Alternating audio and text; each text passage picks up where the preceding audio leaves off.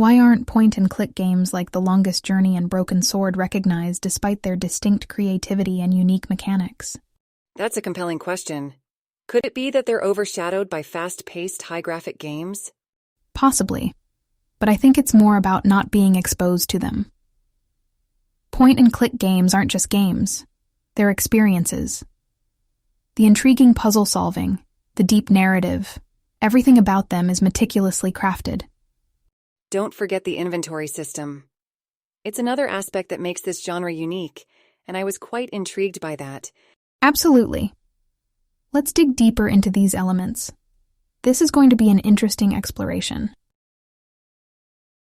Point-and-click games, they're certainly not a recent concept. They have a rich, fascinating history that isn't talked about nearly enough. Did you know these games evolved from text-based adventure games in the early 80s?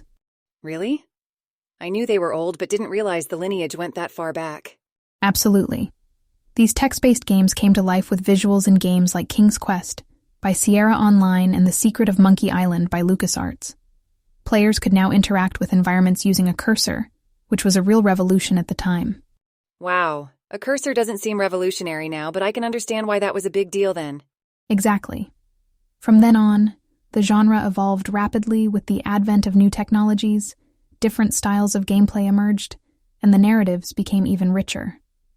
The Longest Journey, for example, is considered a masterpiece in storytelling among point-and-click games, and it owes a lot to its predecessors.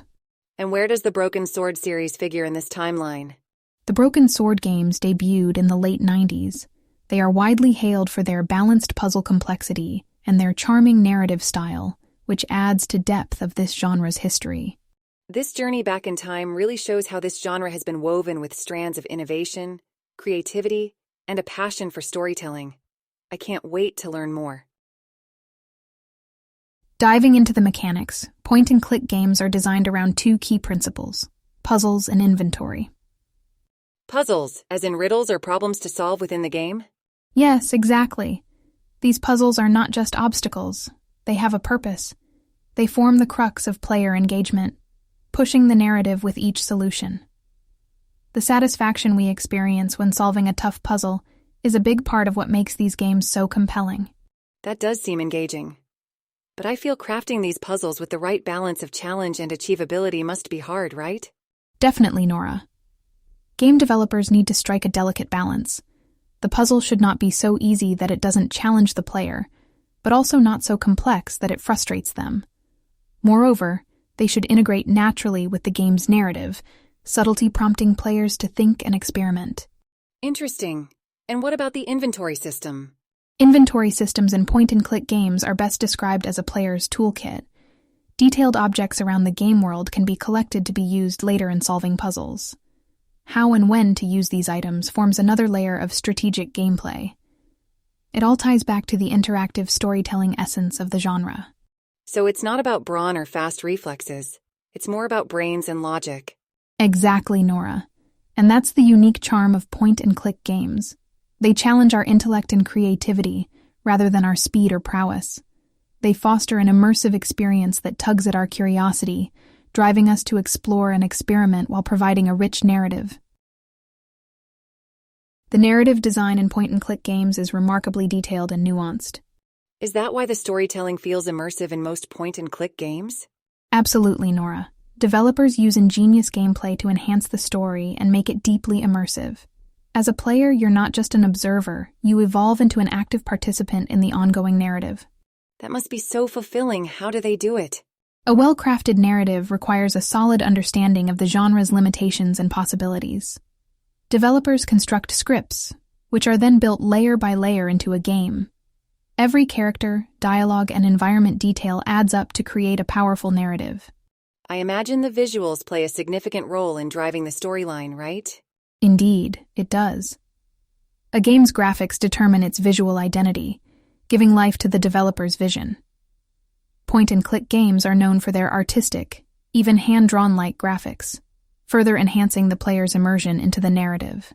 What are the challenges developers face in this process? For one, designing artwork and creating assets can be challenging and time-consuming, especially when working within the game's unique framework. Additionally, integrating the graphical interface seamlessly with game mechanics to deliver a fluid user experience is no small feat. Despite these hurdles, the end result is visually and narratively compelling, making it worth the effort.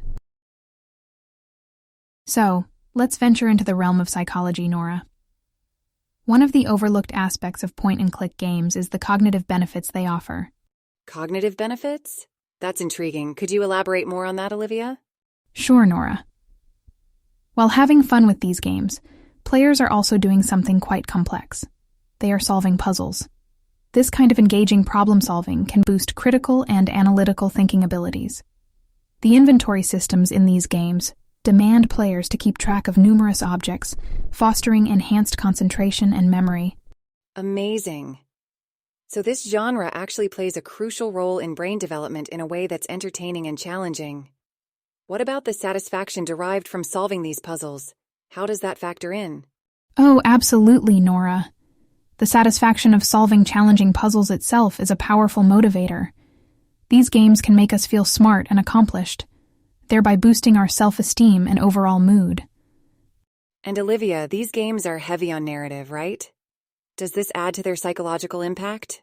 Indeed, Norah. The immersion in rich narratives enables players to connect deeply with characters, fostering empathy and emotional intelligence. Players develop a heightened understanding of different perspectives, decisions, and their consequences, thereby exercising their moral and ethical judgment in the process. Wow, what an unexpected outcome. So these games aren't as simple as they look. The pleasure of immersing oneself in a narrative, combined with the satisfaction of solving puzzles, has quite the therapeutic appeal. Yes, Norah.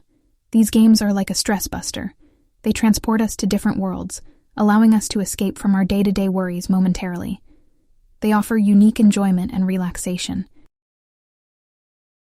Time to turn our focus on one iconic title, The Longest Journey. Now, this is a game close to my heart, Norah. It's a masterclass in storytelling and immersion. That's intriguing. While I'm not familiar with the game, Olivia, I'd love to learn more about the plot. Care to take us through? Of course, Norah. The Longest Journey is primarily set in two parallel universes. Stark, a representation of our world with science and technology, and Arcadia, the world of magic and chaos. April Ryan, the protagonist, travels between these two universes to restore the balance between them. The appeal of the game lies in the seamless blending of these two distinct universes and how April's journey across them is woven into the narrative. Sounds intense. What about the game mechanics? How does the player navigate these two distinct universes? The Longest Journey employs classic point-and-click mechanics. Players are required to interact with the environment, collect items, and solve puzzles to progress the narrative. The game beautifully leverages its diverse environments, making world traversal a rewarding process. Specifically, navigating between two parallel universes provides a unique depth to its puzzle-solving mechanics. The items, characters, and even the landscapes in one universe can provide clues for puzzles in the other. Fascinating. Can you elaborate on the puzzle aspect, Olivia? Certainly. The puzzles in The Longest Journey possess interesting scopes. They range from simple, find-and-use assignments to complex multi-layered tasks that require logical reasoning and intuition. They require players to scrutinize their environment and inventory carefully, cultivating a meticulous approach. Such intricacy in puzzle design tremendously enhances the richness and vitality of the game's narrative. Well, let's now journey into the world of the Broken Sword series, Norah. Sure, I'm intrigued. Have you played this one, Olivia? Honestly, I've lost count of how many times I've played it. But here goes. Broken Sword, in many ways, stands as a study in contrast to The Longest Journey. It plunges the player into the life of George Stobart, an American lawyer visiting Paris. George's life takes an unexpected turn when he witnesses a bombing. What begins as a curious investigation into a sinister plot soon spirals into a thrilling adventure spanning several continents. I see, a narrative-driven global adventure. But how does it stand out in terms of game mechanics? For starters, Broken Sword utilizes an intuitive point-and-tap control system, making it significantly accessible for new users. The game presents its players with a plethora of puzzles that cleverly use the characters and locations, forming integral parts of the grand narrative. Can you highlight some specific play mechanics? Sure. Broken Sword makes efficient use of its inventory system. Players have to combine items or use them in specific environments to propel the story forward. I remember this one puzzle from the first game. George has to create a cast of a key using breadcrumbs and then use plastic explosive to make an actual key. It's an interesting mix of logic and creativity that becomes an identity of the game. That does sound interesting. The narrative seems tightly integrated with the gameplay. It's like the puzzles are not there just for the sake of it, but they're interwoven with the storyline. Exactly, Norah. That's what makes Broken Sword series truly unique. It has an equal emphasis on storytelling as it does on strategic thinking. But let's shift gears a bit, Norah. Have you ever wondered how these point-and-click games are influencing esports and the modding community? Interesting. I didn't know they had a significant impact. Do enlighten me, Olivia. You'd be surprised. Although not as popular as massive multiplayer online games or strategy games in esports, the point-and-click genre has carved a unique space for itself. Take The Longest Journey, for example. Its complex narrative and puzzle-solving mechanisms have created a community of dedicated fans. They organize online competitions, testing their abilities to the maximum, pushing the boundaries of the game mechanics. Wow, I can see that, but what about the modding community? Now that's something really intriguing. Modding, or game modification, essentially allows players to customize their gaming experience. Fans of The Longest Journey and the Broken Sword series have created mods that tweak certain elements of the game, add new quests, or even new characters. It's fascinating how passionate gamers are about these titles, so much so that they're contributing to their development in their own way. That's quite something. The way these point-and-click games affect the players is much deeper than I originally thought. Exactly, Norah. These communities are about more than just playing games. They embody the spirit of innovation, creativity, and enthusiasm for these underrated gems in the gaming world. It truly shows how influential the point-and-click genre has been and continues to be. Norah, one thing we haven't touched on yet is the perspective of the creators themselves. Developing these unique games, striking a balance between creative expression and commercial viability. That's an impressive feat, isn't it? Absolutely, Olivia. And I think it's important to remember that there are real people behind these intricate worlds that we delve into. People who create these titles while keeping a close eye on market trends, competition, and audience preference. I couldn't have put it better myself, Norah. Navigating this field is akin to walking a tightrope. Multiple components require careful attention. The concept, artwork, storylines, mechanics, all of these are important. But equally critical is an eye for player behavior, competition, and of course, the financial aspect. Exactly. I can't help but wonder how developers working on the famous point-and-click games like the Broken Sword series or The Longest Journey weighed commercial considerations against their own artistic vision. What do you think, Olivia? An interesting question, Norah. Developing these games might have required compromises, and yet the charm of these games lies in their unique narratives, their complex puzzles and immersive worlds. These elements might not be mainstream, but they have created a devout fan base, proving their worth. That's true, Olivia. The longevity of these games must have confirmed to the developers that they were doing something right. But I'm still curious about the risks they took and the challenges they must have faced when these games were just conceptualized. It must have been an adventurous journey, Norah. And thankfully, we get to reap the rewards of their passion and hard work as we get lost in these captivating point-and-click worlds. Norah, shifting to industry trends when it comes to point-and-click games, the first thing that comes to mind is the influence of mobile gaming on this genre. With the rise of smartphones, we see a paradigm shift in the way games are being designed and play out. What are your thoughts on that? Well, Olivia, it's clear that accessibility is key. Mobile devices have opened up an entirely new platform for developers to explore. For the point-and-click genre, the touchscreen interface of mobile devices complements its gameplay well. However, mobile gaming poses its own set of limitations and challenges too. Reduced screen size, for instance, might constrain the graphical elements. Interesting perspective, Norah. On a bigger picture, monetization is a key consideration for game developers. In the era of free-to-play models and in-app purchases, I wonder how the point-and-click genre is adapting its monetization strategy. That's a compelling point, Olivia.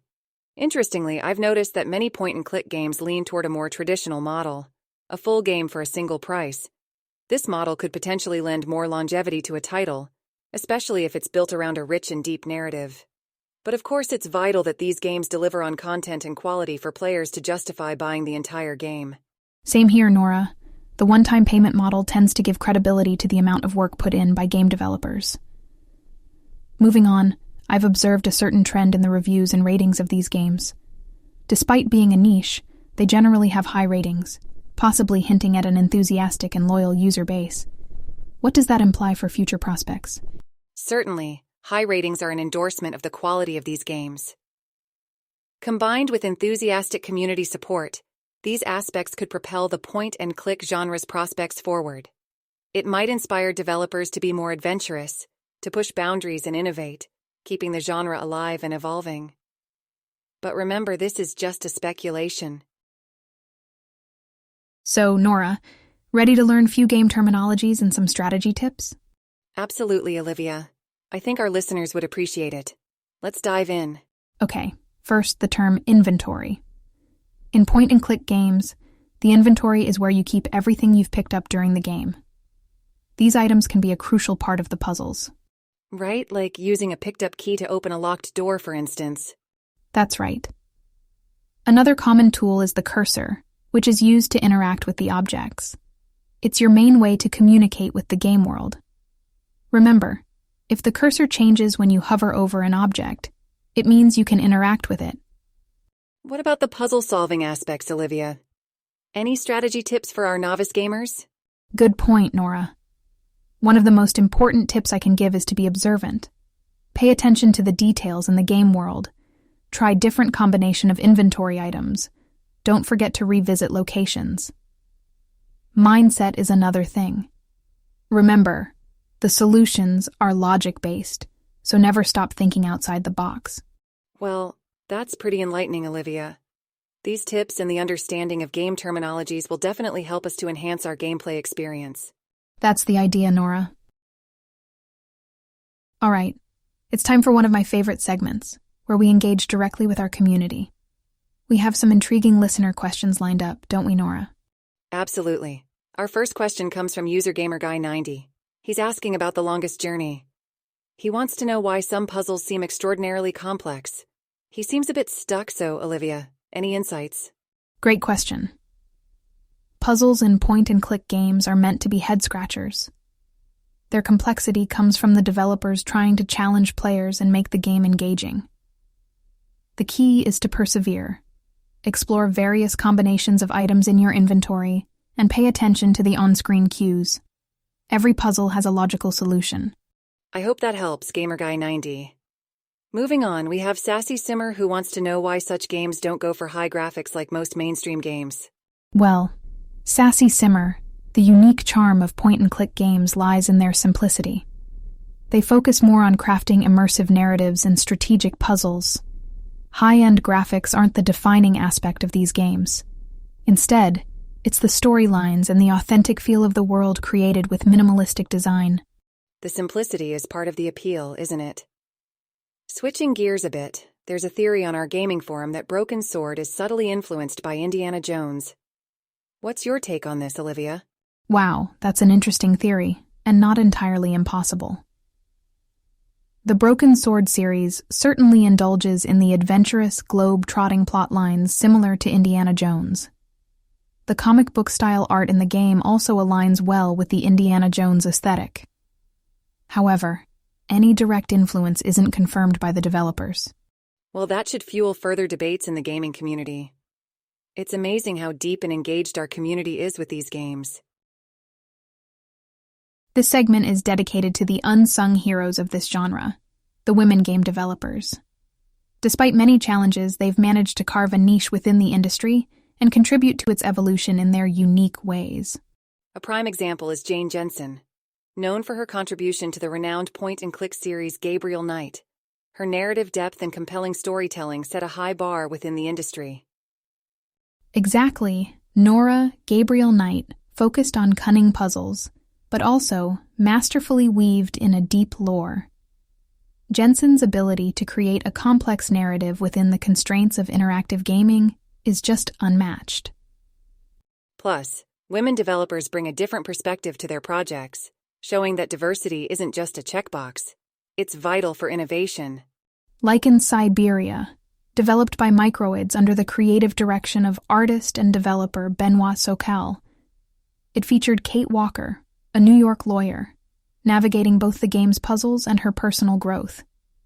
The game's female perspective resonated with many players. True. And let's not forget Revolution Software's Broken Sword series. The game included strong female characters like Nico Collard. She wasn't just a side character, but had her own playable levels, a move that was quite ahead of its time. Overall, we can say the industry, though still male-dominated, is slowly but steadily embracing diversity. Women have been responsible for some captivating narratives and unique gameplay mechanics in the point-and-click genre. They have brought innovation, creativity, and diversity, which is crucial for the growth of any industry. Point-and-click games might be overlooked today, but they have a bright future. As game designers seek to engage the player in a more profound mental experience instead of just flashy graphics, I foresee a surge of players gravitating to these games. Technological advancements in VR and AI could also bring new dimensions to the genre. Imagine solving puzzles in a 3D immersive environment. What are your thoughts, Norah? Incorporating technological advancements sounds amazing. I also believe these games may somewhat integrate elements from other genres. That fusion could bring about new gaming experiences and attract more users. Interesting. This genre crossover can bring unexpected dynamics, like a point-and-click strategy game or horror themes enveloped within those puzzle narratives. I agree. Plus, the rise of mobile gaming provides a larger platform for point-and-click. The on-the-go nature of mobile gaming means games that require careful thought and patience, like our point-and-click genre, will continue to find fans. Absolutely, Norah. With the expansion of our digital world, it also allows for more interconnected gameplay. Players not only solve puzzles individually, but interact with others, creating a community that transcends the game itself. That's a great point. The gaming industry is continually evolving, and I believe the point-and-click genre will find its place in shaping that future. What an enlightening journey we've had today exploring the understated charm of point-and-click games. With their detailed narratives, unique mechanics, and the puzzle-solving excitement, it's evident these games hold a space of their own in the gaming industry. Yes, they are often overlooked, but let's not forget the intimate relationship gamers cultivate while playing these games. The often cerebral process coupled with the anticipation of the next move offers a different kind of satisfaction. I couldn't agree more. They require patience and strategic thinking, which gives a sense of achievement to the players. More than that, the strong communities that spring up around these games demonstrate how deeply they impact players. It's a unique bond, isn't it? Definitely. And this genre allows a more user-centered design. Developers and players engage in an intimate dialogue, creating a bridge that allows developers to better cater to gamers' preferences. Right, Norah. Point-and-click games have an underrated potential, and such openness towards mass preferences could shape the future of gaming. Can you imagine how this interaction can bring more innovative ideas into the industry? That's an interesting thought, Olivia. From narratives to graphics to gameplay, there's a lot to uncover. So, here's to all the gamers exploring new worlds, to the developers pushing boundaries, and to those yet to embark on this journey. There's a whole universe waiting for you in these beautiful, overlooked gems.